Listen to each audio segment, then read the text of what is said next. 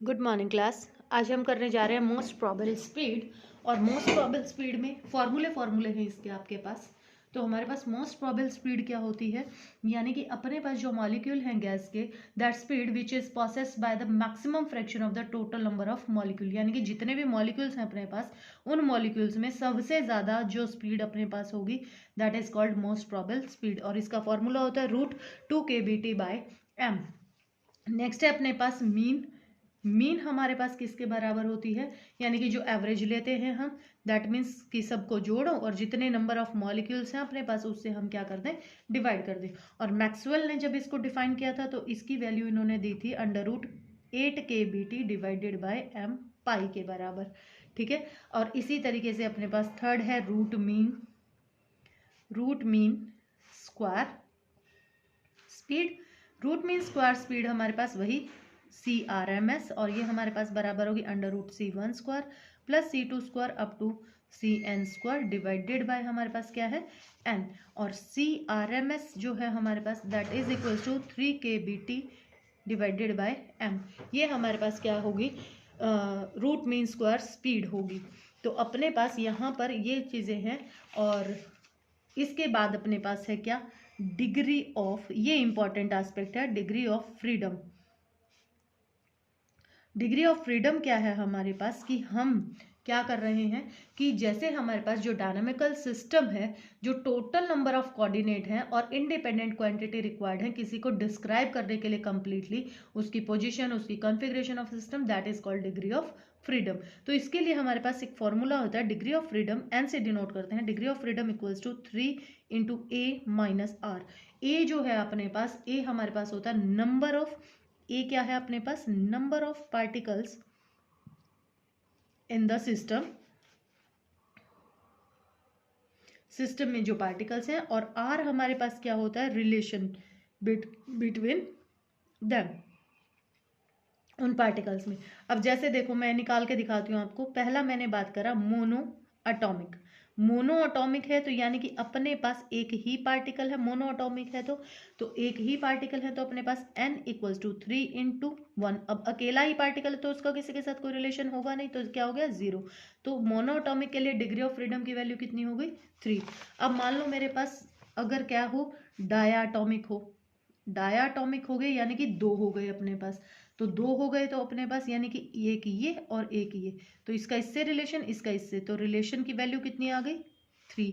और ए की वैल्यू कितनी आ गई, 2। तो n इक्वल्स टू क्या हो गया, 3 × 2 - 1। तो n इक्वल्स टू कितना हो गया, 5। 6 - 1 इक्वल्स टू 5। तो यानी कि डिग्री ऑफ फ्रीडम मोनो के लिए, डाया के लिए कितना हो जाएगा अपने पास, 5 के बराबर हो जाएगा। अगर मेरे पास थर्ड में ले लूँ, क्या है, ट्राई एटॉमिक। अब 2 तरीके से हो सकते हैं अपने पास। कैसे, कि हमारे पास या तो वो कोलिनियर ऐसे हों कि इसका इससे रिलेशन, इसका इससे रिलेशन, तो रिलेशन की वैल्यू कितनी हो गई, 2। और अगर अपने पास वो इस तरीके से हैं तो एक रिलेशन इनका, फिर एक इनका और फिर एक इनका, तो रिलेशन की वैल्यू इधर कितनी हो गई, 3।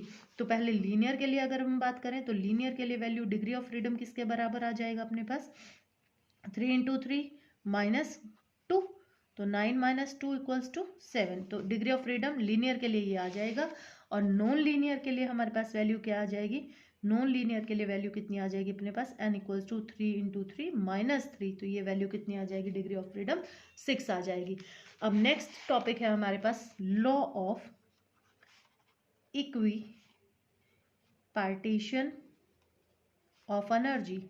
Law of equipartition of energy क्या कहता है अपने पास, कि हमारे पास जितने भी एस्पेक्ट हैं हमारे पास, जो टोटल एनर्जी है वो इक्वली हर एक डिग्री ऑफ फ्रीडम के पास क्या जाए, बराबर बराबर जाए। तो जो हमारे पास इक्वली डिस्ट्रीब्यूट होती है उसकी वैल्यू होती है हमारे पास कितनी, ½ kBT। अब ये हम प्रूव करेंगे कैसे होती है अपने पास, ET यानी कि टोटल एनर्जी जो है हाफ, तीनों एक्सिस पर अगर मैं बात करूं तो ये होगी अपने पास अलोंग y एक्सिस और ये हो गई अपने पास अलोंग z एक्सिस। ठीक है। तो टोटल जो एवरेज एनर्जी हमने निकाली थी वो किसके बराबर थी, 3 kBT के बराबर थी। तो ये 3 kBT इसके पास भी, इसके पास भी और इसके पास भी क्या जानी चाहिए, बराबर जानी चाहिए। तो पर डिग्री ऑफ मॉलिक्यूल हमारे पास कितनी होगी, ½ kBT प्लस हाफ के बी टी प्लस हाफ के बी टी और इक्वल्स टू किसके बराबर होगी 3/2 के बी टी के बराबर। तो यानी कि यहाँ से हम बोल सकते हैं कि हर एक एस्पेक्ट के पास हमारे पास जो एनर्जी है वो कैसे जाएगी, इक्वली डिस्ट्रीब्यूट होगी। तो हाफ के बी टी हमारे पास हर डिग्री ऑफ फ्रीडम के पास क्या चली जाएगी, एनर्जी चली जाएगी। अगर अपने पास मान लीजिए कि अब जैसे ये तो अपने पास या तो रोटेशनल मोशन हो या ट्रांसलेटरी हो, अगर अपने पास वाइब्रेटरी, अब इसमें मोड एनर्जी का एक ही है। अगर अपने पास देखो, अब अगर वाइब्रेटरी मोड हो, वाइब्रेटिंग मोड अगर अपने पास होता है तो इसमें हमारे पास मोड ऑफ एनर्जी दो हो जाएंगे, काइनेटिक और क्या हो जाएगी प्लस पोटेंशियल। तो पहले दो मोड में अपने पास एनर्जी बटेगी, तो अपने पास यानी कि एक मोड के पास जो एनर्जी जाएगी वो कितनी हो जाएगी, टोटल एनर्जी का केबीटी हो जाएगी। ठीक है, तो अब हम यहाँ पर क्या निकालने वाले हैं, स्पेसिफिक हीट कैपेसिटी निकालने वाले हैं। किसकी स्पेसिफिक हीट कैपेसिटी, यानी कि गामा की वैल्यू निकालेंगे CP/CV के लिए। तो इसमें मैं एक करके दिखाऊंगी आपको डिग्री ऑफ फ्रीडम के लिए, डिग्री ऑफ फ्रीडम से, और बाकी के डाया और ट्राई के लिए आप खुद करें, वैल्यूज निकालेंगे। तो अपने पास सबसे पहले मैं निकाल रही हूँ क्या, गामा की वैल्यू निकाल रही हूँ for mono atomic gases. Mono atomic gases के लिए हमारे पास क्या वैल्यू हो जाएगी, अब एवरेज एनर्जी हमें पता है, एवरेज एनर्जी पर मॉलिक्यूल किसके बराबर है, हाफ के बी टी के बराबर है। ठीक है, एवरेज पर molecule with 3 degree of freedom के लिए, मोनो के लिए डिग्री ऑफ फ्रीडम क्या था 3, तो डिग्री ऑफ फ्रीडम के लिए अपने पास टोटल कितनी हो जाएगी 3/2 के बी टी। अब अपने पास टोटल इंटरनल एनर्जी निकाल लूँ, टोटल इंटरनल एनर्जी किससे डिनोट करते हैं, यू से, तो 3/2 के बी टी, ये तो हो गई पर degree of freedom. Number of molecules कितने हो जाएंगे, एवोगैड्रो नंबर के बराबर, के बी इंटू एन ने किसके बराबर होता आर के, तो 3/2 आर टी, ये वैल्यू आ गई अपने पास। तो अपने पास क्या आ गई 3 के बी टी, ये वैल्यू आ गई अपने पास। ठीक है, अब अपने पास जो टेम्परेचर चेंज है वो कितना है, ये, तो डी यू की वैल्यू निकालो। डी यू की वैल्यू क्या होती है CV, ये पीछे किया था हमने 1 मोल ऑफ गैस के लिए इंटू dt, तो CV की वैल्यू क्या आ गई अपने पास du/dt। अब du की वैल्यू हमने निकाल लिया, किसके बराबर है, ये है, तो CV equals to d/dt 3/2 RT, ये तो कांस्टेंट हो गया, बाहर आ जाएगा, तो CV की वैल्यू क्या आ गई अपने पास 3/2 R, dt से dt कैंसिल हो जाएगा। ठीक है, अब इसी तरीके से CP की वैल्यू निकाल लो। CP की वैल्यू किसके बराबर थी अपने पास CV प्लस R के, CV की वैल्यू 3/2 R प्लस कितनी हो गई R, तो ये कितना हो जाएगा 5R/2, और गामा क्या होता है अपने पास CP/CV। ठीक है, वैल्यू पुट कीजिए, 5/2 R डिवाइडेड बाय 3/2 R, ये कट जाएगा and it comes out to be 1.67। तो ये मोनो एटॉमिक के लिए हमारे पास वैल्यू आ जाएगी। अब सेम प्रोसीजर आपने करना है, जब आप डाया के लिए करोगे तो यहाँ डिग्री ऑफ फ्रीडम क्या हो जाएगा 5, तो यहाँ क्या हो जाएगा 5/2, बाकी का सेम प्रोसीजर है। अब ट्राई के लिए करोगे, अगर लीनियर है तो यहाँ वैल्यू पुट करोगे कितनी 7, तो 7/2 हो जाएगा। नॉन लीनियर के लिए जब पुट करोगे तो यहाँ वैल्यू पुट हो जाएगी कितनी 6। ठीक है, डिग्री ऑफ फ्रीडम की जगह पे वैल्यू पुट हो जाएगी कितनी 6। तो ये हमारे पास क्या थे, गामा की वैल्यू थी किसके लिए, मोनो, डाया और ट्राई एटॉमिक के लिए। अब एक और चीज़ है अपने पास, दैट इज कॉल्ड, अगर मेरे को निकालनी हो डी, अगर अब मैं यहाँ पर ले रही हूँ कि हमारे पास मैं निकाल रही हूँ किसके लिए, पॉली एटॉमिक गैसेस के लिए। पॉली एटॉमिक गैसेस हैं अपने पास, यानी कि अपने को पता नहीं है कि कितने नंबर ऑफ मॉलिक्यूल्स अपने पास हैं, तो अपने पास क्या होगा, यू की जो वैल्यू है, अब 3/2 ट्रांसलेटरी के लिए 3/2 के बी टी, इसमें भी वही दो मोड होते हैं अपने पास, दो चीज़ें हैं, तो रोटेशनल के लिए तो 3/2 के बी टी रोटेशनल के लिए, और ये एफ मैंने मान लिया, ये मैंने माना किसके लिए, वाइब्रेशनल मोड के लिए, और इसके एक मोड के पास एनर्जी जो थी वो कितनी थी के बी टी। अब यहाँ पर अपने पास फिर से वही 3 + F × RT। अब ये अपने पास डिग्री ऑफ फ्रीडम वही 3 ही हो सकती हैं सबसे ज़्यादा, मोड जो है तीन एस्पेक्ट हो सकते हैं, 3/2 जो होती है।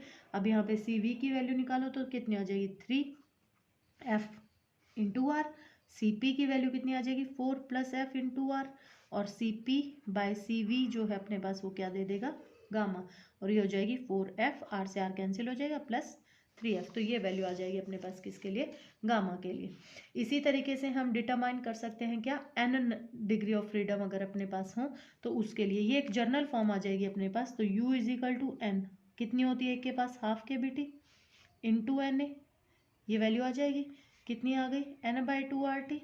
DU की वैल्यू कितनी आ जाएगी, N/2R। ठीक है, ठीक है, U की जगह पे ये वैल्यू पुट करेंगे तो DU/dt इक्वल्स टू किसके बराबर, CP के बराबर। तो अपने पास ये वैल्यू आ जाएगी CV की। CP की वैल्यू कितनी आ जाएगी अपने पास, N/2 + 1R। अब दोनों को क्या कर दें, gamma is equal to CP/CV divide कर देंगे तो अपने पास क्या आ जाएंगी, वैल्यूज आ जाएंगी। ठीक है, तो गामा की वैल्यू जो है अपने पास वो आ जाएगी 1 + 2/n। अब सॉलिड के लिए अगर करें तो सॉलिड के लिए अपने पास क्या कर सकते हैं, ऑसिलेशन कर सकते हैं। तो अपने पास वाइब्रेशनल क्या होगा, ऑसिलेशंस होंगी, तो यानी कि वाइब्रेशन मोड होगा फॉर सॉलिड के लिए, वाइब्रेशन ही कर सकते हैं। तो अपने पास एनर्जी जो होगी वो होगी कितनी, KBT। और अपने पास जो टोटल एनर्जी है पर 1 मोल के लिए, पर एनर्जी तो 3 डायमेंशन पे होता है सॉलिड, तो कितनी एनर्जी हो जाएगी टोटल, 3 KBT के बराबर। ये मोड की आई है, ये डिग्री ऑफ फ्रीडम के लिए, क्योंकि 3 डायमेंशंस होंगी उसके पास। तो U की वैल्यू हो गई ये, नंबर ऑफ मॉलिक्यूल्स कितना, Na। तो अपने पास वैल्यू कितनी आ गई, 3RT। ठीक है, और यहाँ से DQ equals to DU, first law अगर मैं यहाँ से लगाऊं, DQ equals to delta U + delta W, और W की जगह पे क्या लिख सकती हूँ, PdV लिख सकती हूँ। तो C की वैल्यू क्या हो जाएगी, ΔQ/ΔT, दैट मीन्स ΔU/ΔT। तो C की वैल्यू जो है वो किसके बराबर आ जाएगी, 3R के बराबर आ जाएगी। R कांस्टेंट है, गैस कांस्टेंट, तो C की वैल्यू अपने पास जो specific heat capacity for solids है वो कितनी आ जाएगी अपने पास, 3 × 8.31 and that is equals to 24.93 joule per mole पर केल्विन। ये वैल्यू आ जाएंगे अपने पास किसके लिए, सॉलिड्स के लिए। ठीक है, इसी तरीके से वाटर के लिए कर सकते हैं। वाटर के लिए जब करेंगे तो वाटर के लिए भी अपने पास H2O यानी कि 3 मॉलिक्यूल हो गए अपने पास, तो यानी कि 3 डिग्री ऑफ फ्रीडम हो जाएंगे, और ये कितने हो जाएंगे, 3 KBT और इंटू Na। ये किसके लिए है, वाटर के लिए। ठीक है, तो ये किसके बराबर हो गया, 9RT के बराबर। सिमिलरली इसकी वैल्यू निकाल दो, तो वाटर के लिए वैल्यू निकालोगे तो it comes out to be 75.22 joule per mole पर केल्विन। तो ये वैल्यू आ जाएगी आपके पास किसके लिए, वाटर के लिए। ठीक है, next one is mean free path. और मीन फ्री पाथ आपके पास क्या होता है कि कोलाइड करने से पहले पार्टिकल, जैसे ये पार्टिकल, बहुत सारे पार्टिकल हैं, तो किसी से कोलाइड करने से पहले जो डिस्टेंस इसने ट्रेवल्ड किया हुआ होता है उनका मीन ले लेना, that is called mean free path. इसकी जो डेरिवेशन है, जो फॉर्मूले हैं, ये आपके सिलेबस में है नहीं। Next one is Brownian movement. Brownian movement that means you zigzag zigzag zigzag करके जब चलते हैं तो अपने पास that is called brownie movement. This continuous zigzag motion of particle of microscopic size, microscopic यानी कि साइज बहुत कम होता है इनका, तो साइज इनका होता है approximately 10⁻⁵ metre, suspended in water और एयर और some other fluid was called brownie moment. तो जो साइज है of the suspended object is smaller, density जो फ्लूइड की है वो स्मॉल होती है, टेम्परेचर ऑफ मीडियम हायर होता है और विस्कोसिटी जो है मीडियम की वो स्मॉल होती है। तो इन एस्पेक्ट पर हम ब्राउनी मोमेंट क्या कर सकते हैं, बढ़ा सकते हैं, इंक्रीज कर सकते हैं। तो इसके साथ ही आपकी 9th यूनिट खत्म हो जाती है, और अगर आपको कोई प्रॉब्लम है तो आप मुझसे पूछ सकते हैं मेरे व्हाट्सएप पे।